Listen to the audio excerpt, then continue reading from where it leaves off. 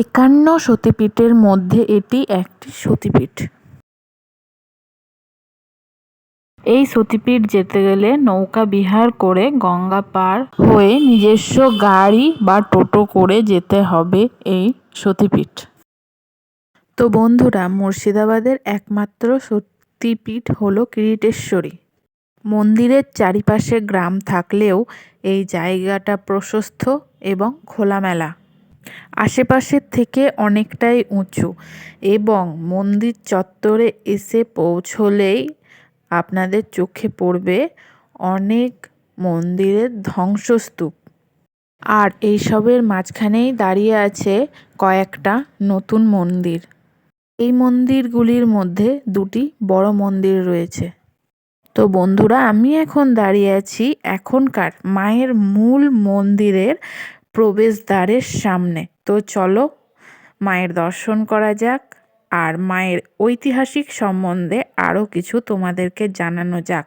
কিরিটেশ্বরী মন্দির চত্বরের মাঝখানে রয়েছে এই মূল মন্দির। তো চলো শুনে নিই মায়েরই একটি সেবকের কাছ থেকে মায়ের কিছু অজানা তথ্য। এই হচ্ছে আমাদের মায়ের যেটা সতীর যে 51 অংশ, এই শিলা, যাকে রক্ষা করে মন্দির প্রতিষ্ঠা করেছিলেন নাটোরের রানী ভবানী।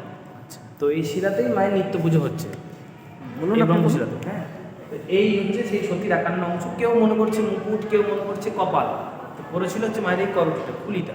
আচ্ছা, তাই যেখান থেকে নাম হচ্ছে কিরিটেশ্বরী। এই নকশায় হচ্ছে মায়ের রূপ, ত্রিনয়নী জিহ্বা। বাকি যে সমস্ত দেখছেন ফুল পাতালতা নকশাগুলো, এগুলি হচ্ছে বৌদ্ধ তন্ত্রের শ্রীযন্ত্র। আচ্ছা, এগুলো আপনার তারাপীঠ, নরাটেশ্বরীতে গেলে এই নকশাগুলো দেখতে পাবেন। হ্যাঁ, এবার নকশা ছেড়ে দিন, খিলানটার দিকে তাকান বা খাঁজগুলো লক্ষ্য করুন। এই হচ্ছে ইসলামিক স্থাপত্য, অনেক মসজিদে ওই ধরনের ইতিহাস দেখা যায়। আচ্ছা, আর এই হচ্ছে আমাদের হিন্দু স্থাপত্য, অর্থাৎ আটচালা কালীঘাটের মতো। হ্যাঁ, অর্থাৎ সর্বধর্মের সমন্বয়ে রানী ভবানী মন্দির প্রতিষ্ঠা করেছিলেন। বাইরে বেরিয়ে মন্দিরের দিকে তাকালে লক্ষ্য করবেন মন্দিরের চালটা এইরকমভাবে বেঁকানো। আচ্ছা, বাইরের থেকে, ভিতর থেকে মনে হবে সোজা, কিন্তু বাইরের থেকে যখন দেখবেন দূর থেকে লক্ষ্য করবেন এইরকম চাল। তার মানে চারদিকে চারচালা হিন্দু, পেটটা হচ্ছে ইসলাম, আর অগ্রভাগ হলো বৌদ্ধ প্যাগোডা। আর এই হচ্ছে কিরিটেশ্বরী মায়ের মূল মূর্তির ছবি। এটি নাটোরের রানী ভবানী রক্ষা করে যান, নিরাপত্তার কারণে মন্দিরের বাইরে থাকে। পৌষ মাসের প্রত্যেক মঙ্গলবার হচ্ছে মায়ের বাৎসরিক উৎসব, যার উৎসব এখন শুরু হয়ে গেছে শেষের দিকে প্রায়।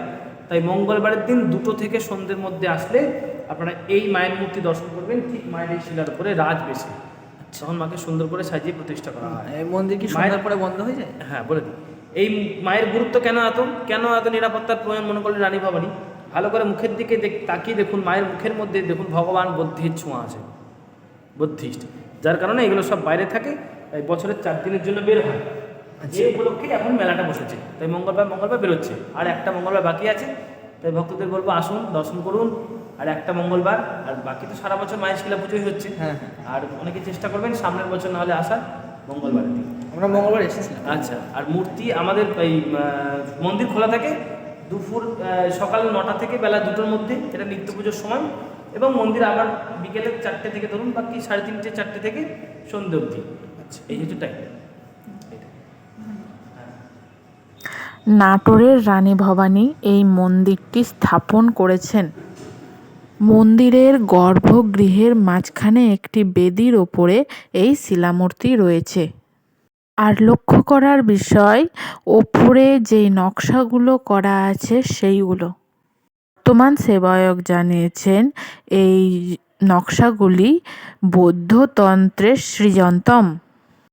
এখানে একসময় বৌদ্ধ সমাজের খুব রমরমা ছিল, তাই নাটোরের রানী ভবানী এই নকশাগুলি স্থাপন করে প্রমাণ দিয়ে গেছেন এটি বৌদ্ধ সংস্কৃতির রূপ। বেশ কিছু জায়গায় এই নকশার প্রমাণ পাওয়া যায়। নাটোরের রানী ভবানী যখন মন্দিরটি স্থাপন করেন সেই সময়কালটা ছিল সুলতানি সময়কাল। তাই মন্দিরের খিলান লক্ষ্য করলে মুঘল স্থাপত্য বা নকশার প্রমাণ পাওয়া যায়। মন্দিরের বাইরের অংশটি 8 চালা বিশিষ্ট, অর্থাৎ বৌদ্ধ, ইসলাম ও সনাতনী ধর্মের সমন্বয় নিদর্শন এখানে বহন করে চলেছে এই পবিত্র সতীপীঠ।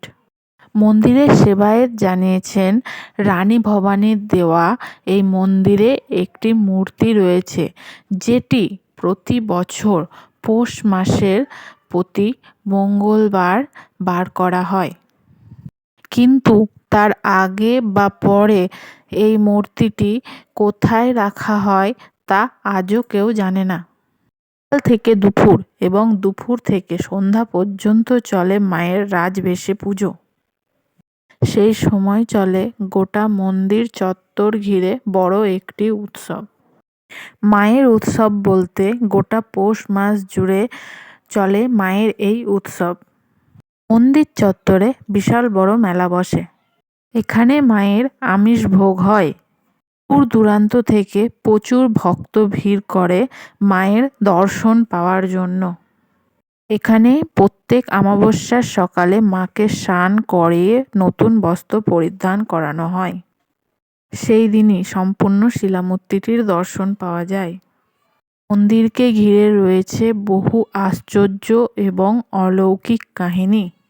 নবাব মির্জাফর যখন কুষ্ঠরোগে আক্রান্ত হয়, মায়ের পুষ্প ও চরণামৃত নিয়েই তার কুষ্ঠরোগ মুক্তি হয়। এই কারণেই নবাব মন্দিরের পেছনের পুকুরটি পূর্ব পশ্চিম সংস্কার করে দেয়। কারণ ইসলামের পবিত্র দিক যেহেতু পূর্ব পশ্চিম, সেই কারণেই পুকুরটির দিক নির্ণয় করে খনন করা হয়। এই স্থানে সতীর মাথার কিরিট পরায় অনেকে এই স্থানটিকে প্রথম সতীপীঠ বলে মনে করেন। করটি থেকেই দেবীর নাম হয়েছে কিরিটেশ্বরী। তবে এখানে মায়ের আসল নাম কিরিটকণা, যা থেকে অঞ্চলটির আদি নাম কিরিটকণা হয়েছে। মূল মন্দিরের মায়ের দিঘির পাশেই রয়েছে ভৈরব মন্দির। বিভিন্ন সময় এর বাইরের অংশ সংস্কার হলেও এর ভেতরের অংশ এখনও প্রাচীন। এই মন্দির চত্বরে এখনও দাঁড়িয়ে রয়েছে বেশ কিছু ভাঙা মন্দির। বাসিন্দাদের মতে আজ থেকে 40-50 বছর আগেও এই সব মন্দিরে চলত পূজা অর্চনা। লোকমুখে শোনা যায় এখানে প্রায় 107টি শিবের মন্দির ছিল, যেগুলি কিছু বছর আগেও গোটাকুড়ি দাঁড়ালেও আজ প্রায় নিশ্চিহ্ন। তবে তার মধ্যে থেকে কয়েকটি মন্দির নতুন করে সাজিয়ে তোলা হয়েছে। এখানকার মাটি খনন করলেই এখনো পর্যন্ত উঠে আসে নানান ধরনের শিবমূর্তি বা শিলা, যা পড়ে রয়েছে মন্দির চত্বরের অবহেলায়। কিরিটেশ্বরী মন্দির চত্বর আজও বেশ শান্ত। পৌষ মাসের উৎসব ছাড়া সেইভাবে মানুষের ভিড় চোখে পড়ে না। এই কিরিটেশ্বরী মায়ের মন্দির চত্বরের কিছু ধ্বংসাবশেষ মন্দির তোমাদের সামনে তুলে ধরছি, যেগুলো পুনর্নির্মাণের কাজ এখনও চলছে। অনেক মন্দির পুরোপুরি নির্মাণ সম্পূর্ণ হয়ে গেছে, আর কিছু মন্দির এখনও বাকি আছে। তো এটি হচ্ছে একটি ধ্বংসাবশেষ শিব মন্দির, প্রায় ধ্বংসাবশেষ। আর মন্দিরটির চারিদিকে বটবৃক্ষে পরিণত হয়েছে। এই মন্দিরের পেছনে তাকালেই দেখা যায় এখনও অনেক মন্দির ধ্বংসাবশেষ অবস্থায় আছে, যেগুলো পুনর্নির্মাণের কাজ এখনও হয়নি। আশা করছি পরবর্তীতে এগুলোর পুনর্নির্মাণের কাজ হবে হয়তো। সে বিষয় নিয়ে আমার অতটা জানা নেই, কিন্তু হয়তো হতে পারে।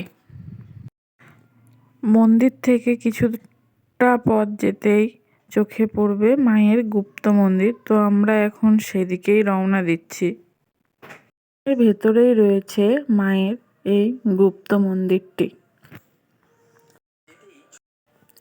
এই মন্দিরের পেছনে রয়েছে আশ্চর্য ইতিহাসের কাহিনী। মুর্শিদ খলিফা যখন বাংলার রাজধানী বদল করে মুর্শিদাবাদ আনার কথা ভাবছেন, তখন মুর্শিদাবাদের হিন্দু রাজাদের মনে একটা আশঙ্কা জন্মায়। মুর্শিদাবাদ যদি বাংলার রাজধানী হয় তাহলে যে কোনো সময় মন্দিরের বিঘ্ন ঘটতে পারে। সেই আতঙ্কে মূল মন্দির থেকে মায়ের বিগ্রহকে সরিয়ে এই গুপ্ত মন্দিরে আনা হয়। লোকমুখে শোনা যায় এখানে প্রায় ৩০০ বছর পূর্বে ১৭২ পাণ্ডার বসবাস ছিল, যা পাণ্ডাপাড়া নামেই সকলে জানত।